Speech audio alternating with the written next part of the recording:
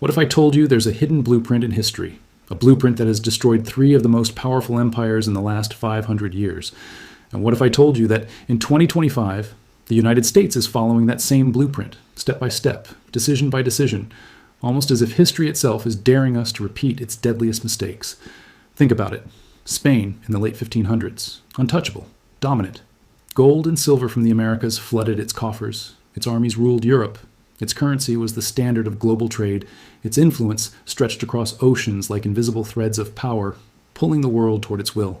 And yet, just 80 years later, Spain was bankrupt, powerless, a cautionary tale etched in the ashes of time, a superpower reduced to a shadow of itself. Then Britain. 1914, the largest empire humanity had ever seen. The sun never set on its territory. The pound sterling was the world's reserve currency. London wasn't just a city, it was the pulsating financial heart of the planet, commanding the flow of money, trade, and influence. 40 years later, the empire crumbled. The pound collapsed. Britain quietly became America's junior partner, its glory replaced with a quiet hum of nostalgia. And the Soviet Union, modern, nuclear-armed, globally reaching, vanished from the map in just 900 days. Not from war, not from invasion, from economic implosion. The superpower that seemed eternal, erased almost overnight. 3 empires. 3 total collapses, and each followed the same brutal, unrelenting pattern. Here's the terrifying truth. The United States has already crossed 5 of the 7 fatal stages. We're not approaching the edge, we are teetering on it. The warning signs are everywhere. Most refuse to see, but if you understand this pattern, the trajectory is undeniable, and it's as if the clock is ticking louder with each passing day. Before we dive into the 7 stages, you need to see what empire collapse really looks like. Forget textbooks, forget abstract theories. Real collapse starts quietly, invisibly, like a virus spreading through the veins of a superpower. It's not an invasion or a military defeat at first. It's economics, overextended commitments, debts that can't be repaid, promises that cannot be kept. At first, the decay is invisible. The currency still works, the military still wins battles, politicians still speak in confident tones.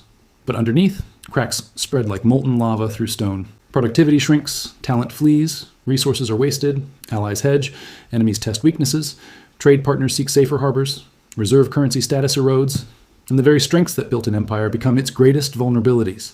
Spain, Britain, the USSR, they all made the same mistakes. They overestimated their permanence. They overextended militarily. They debased their currencies. They refused to accept reality until it was too late. Let's rewind to the original blueprint. Spain, 1500s. After Columbus opened the Americas, Spain became the first global superpower. Aztec and Inca treasures filled its vaults. By the mid-1500s, galleons shipped hundreds of tons of silver back to Europe each year. Spanish currency was the gold standard of the world, desired, demanded, unstoppable, the envy of every court and merchant across continents. And yet, even at the peak of its power, the seeds of destruction were already planted. Stage 1, military overextension. Spain fought on every front, Ottomans in the Mediterranean, France in Italy, Protestant rebels in the Netherlands, England's navy, wars in the Americas and the Philippines. By 1580, Spain's military spanned 4 continents, devouring half the nation's revenue. Still, it wasn't enough. Stage 2, currency debasement. To fund endless wars, silver was diluted with copper. Coins that were once pure became worthless. Inflation exploded. Merchants stopped trusting the currency. Stage 3, debt spiral. Spain borrowed relentlessly, defaulted repeatedly, restructured repeatedly, only to borrow again for bankruptcies in 40 years. Promises of reform dissolved in a tide of unrestrained spending. Stage 4, productive decay. All the gold and silver in the world destroyed the incentive to produce. Agriculture stagnated. Manufacturing collapsed. Nobles scorned work. Wealth flowed out to buy luxuries from France, Italy, the Netherlands. Spain became a conduit of wealth, not a creator. Stage 5, social decay. Crime surged. Beggars crowded the streets. The talented fled abroad. By 1640, Portugal slipped away. By 1650, the Netherlands rebelled. By 1700, Spain existed in name only, large on maps, dead in practice, a haunting echo of former glory. This is the anatomy of imperial collapse. Wealth is no shield, power is no guarantee. And now, the question haunting every American. Are we next? Fast forward 3 centuries, Britain, 1900s, the empire where the sun literally never set. At its peak, Britain ruled a quarter of the planet, commanding 400 million people. And the pound sterling wasn't just money, it was the global backbone of trade. Every central bank held British bonds. Every contract, every transaction, every loan, even across oceans, was denominated in pounds. London wasn't just a city, it was the financial heart of the world. And like Spain, centuries before, Britain believed its supremacy was permanent, but the cracks were already forming. Stage 1. Military overreach. By 1900, Britain's military was stretched across 6 continents: India, Africa, the Middle East, China, the Pacific, the Caribbean. The cost? Astronomical. When World War I erupted in 1914, Britain faced a choice: stay neutral and let Europe self-destruct, or dive in and risk bankrupting the empire to win. They chose the latter. The war cost over $40 billion in 1914 dollars. That's roughly $1 trillion in today's money. By the war's end, Britain owed massive debts to the United States. The creditor had become the debtor. Victory came at the price of empire.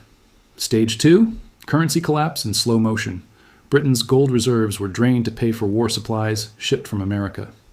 Yet, in 1925, trying to project stability, they returned to the gold standard at the pre-war rate. The pound was overvalued, exports stalled, manufacturing declined, unemployment surged, and the economy faltered. By 1931, Britain finally admitted defeat. The pound lost 25% of its value overnight. The world's reserve currency had failed to keep its promise. Stage 3, debt spiral. Britain never recovered. Then World War II hit, costing another staggering $120 billion. More borrowing, more dependency on America. By 1945, British debt to the US and Canada alone exceeded the nation's entire GDP. The empire had survived 2 world wars, but the financial foundations were gone. Stage 4, loss of empire. In 1947, India, the crown jewel, was gone. Over the next 2 decades, Africa, the Middle East, Southeast Asia, the Caribbean slipped away. By 1970, Britain existed in history books, not on world maps. Stage 5, currency collapse. The pound tumbled from $4.03 in 1940 to $2.40 by 1970. Eventually stabilizing only as a minor regional player, Britain clung to prestige: a UN Security Council seat, nuclear weapons, a special relationship with America. But the world knew the truth. The empire was gone, irrecoverable. And then came the most recent demonstration: the Soviet Union, 1945 to 1991. Rising from the ashes of World War II, it boasted nuclear weapons, satellites, a massive military, and global influence. Communism would replace capitalism, or so they thought. For 45 years, they matched America in tanks, missiles, and troops. But beneath the surface, the economy was bleeding. Stage 1, military overreach. The USSR spent 15 to 20% of GDP on the military, triple what America spent, propping up allies in Cuba, Syria, Vietnam, North Korea, Angola, Ethiopia. Every move had to counterbalance U.S. influence. The cost was unsustainable. Stage 2, economic stagnation. By the 1970s, growth stalled. Factories churned out junk. Farms failed, technology fell decades behind. By the 1980s, the USSR, with some of the planet's richest farmland, was importing grain. Central planning killed incentives and innovation died. Stage 3, currency collapse. The ruble was a facade, internationally worthless. Citizens hoarded dollars when they could. Oil and gold were the only real money. By 1985, oil prices fell, gold reserves dwindled, and real liquidity vanished. Stage 4, loss of empire. 1989, the Berlin Wall fell. Eastern Europe slipped away. Poland, Hungary, Czechoslovakia, Romania, East Germany, all gone within a year. Strategic depth vanished. The government couldn't stop it. They were broke. Stage 5, total collapse. December 26, 1991. The Soviet Union ceased to exist. No invasion, no bombs, no war, just economic implosion. A superpower with tens of thousands of nuclear weapons vanished from the map. The pattern repeated. Overextension, currency failure, debt, loss of empire, total collapse. Spain, Britain, the USSR. 3 empires. 3 identical sequences of destruction. And here's the chilling question. America has already crossed 5 of the 7 deadly stages. If you want, I can now take part 3 and craft the electrifying climactic finale that brings it all together, juiced with urgency, audience empowerment, and actionable financial foresight for U.S. viewers. And now, the part that should keep every American awake at night. The United States is following the same exact destructive pattern, stage by stage, decision by decision. Let's break it down. Stage 1, military overextension. The U.S. maintains over 750 military bases across 80 countries, with troops deployed in 150 nations. NATO, Japan, South Korea, the Philippines, the Middle East, countering China and Russia. The commitments are endless. Our military budget hits $850 billion annually, more than the next 10 countries combined. And it still isn't enough. Equipment ages, recruitment falls short, and simultaneous threats could overwhelm us. We are stretched thin, just like Spain, just like Britain, just like the USSR. Check. Stage 2, currency debasement. In 1971, Nixon closed the gold window. The dollar became pure fiat. Since 2000, the money supply has surged 400%. Since 2020, over $6 trillion has been printed. The dollar has lost 98% of its purchasing power since 1971. No copper coins here. Just endless paper, different mechanism, same outcome. Debasement. Check. Stage 3, debt spiral. The U.S. owes $36 trillion, 120% of GDP. Interest alone approaches $1 trillion annually, more than our entire defense budget.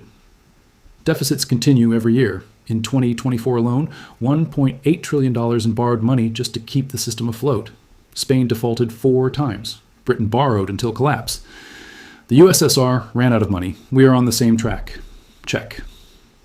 Stage 4, loss of productive capacity.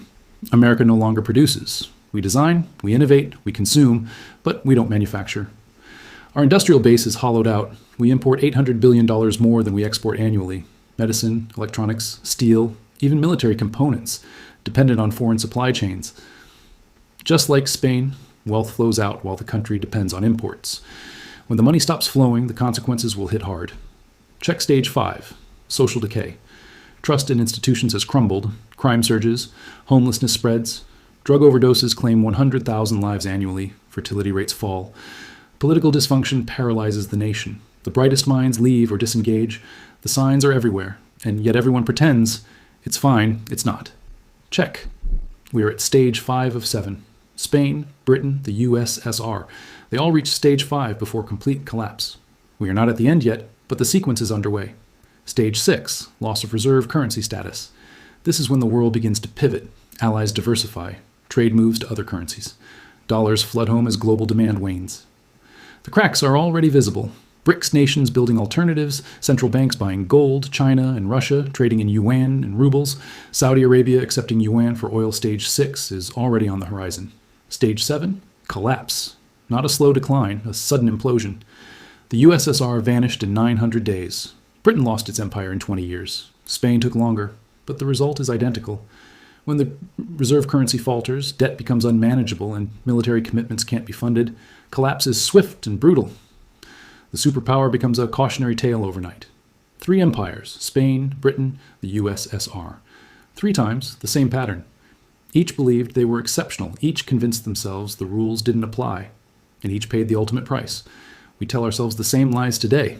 Technology, innovation, the dollar. We're different. But the pattern doesn't care about confidence or pride. It's mathematical. You cannot spend endlessly. You cannot maintain empire without production. You cannot debase currency without consequences. Stage 6 and 7 are inevitable once 1 through 5 are complete. The only question is timing. 5 years? 10 years? Less? The sequence is locked. And since 2020, the pace has accelerated. More money printed, more debt incurred, military overextended, production hollowed, society fractured. We're sprinting down the path, not walking it. The end is visible to anyone who knows the pattern. Perhaps America will defy history. Perhaps reforms, rebuilding, restoration are possible. Maybe this time is different. But history, math, and the pattern say otherwise. The lesson that toppled 3 empires is waiting, and it's unforgiving. If this opened your eyes to where we truly are, subscribe. Because when stages 6 and 7 hit, you'll want to understand why it happened, what went wrong, and how to prepare. The answers aren't in the future, they're written in the past, and I'll show you exactly where to look.